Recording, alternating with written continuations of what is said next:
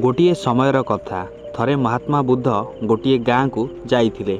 सेई गाँव रे जड़े स्त्री लोक महात्मा बुद्ध को कहले, आपण तो जड़े राजकुमार परी देखा जाउचंती, किंतु ए गेरुआ वस्त्र कौन पाई परिधान करिसेंती। यार उत्तर रे महात्मा बुद्ध कहले, मु तीनोटी प्रश्नर उत्तर जानिबा पाई सन्यासी होईची। वर्तमान मोर यौवन अवस्था, सेतिपाई मु सुंदर देखा जाउची, किंतु वृद्धावस्था तो निश्चय दिने आसीबो ना।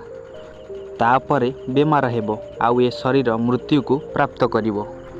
मते वृद्धावस्था, रोग व्याधि और मृत्युर कारण जानिबारे अछि। वृद्धंक एपरी कथा को सुनिकी से स्त्री लोक जनक बहुत प्रभावित होई गले।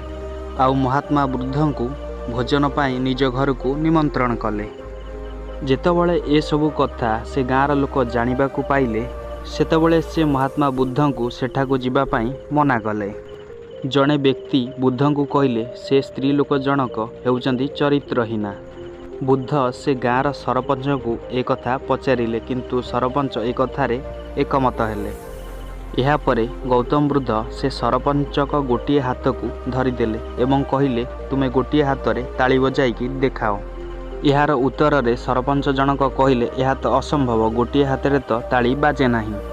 बुद्ध कहले, ठीक सेहीपरि कौनसी भी स्त्री एका चरित्रहीना होई न थाए। जदि ए गाँर पुरुष चरित्रहीन होई न थांते, से नारी मध्य चरित्रहीन होई न थांता। गौतम बुद्धंक मुहरु एकथा शुणिकी से गाँर समस्त पुरुष शर्मिंदा अनुभव कले। तो फ्रेंड्स, जदि आपन को आम वीडियो भल लगी, वीडियो को लाइक करिवार सहित चैनल को सब्सक्राइब करंतु। धन्यवाद।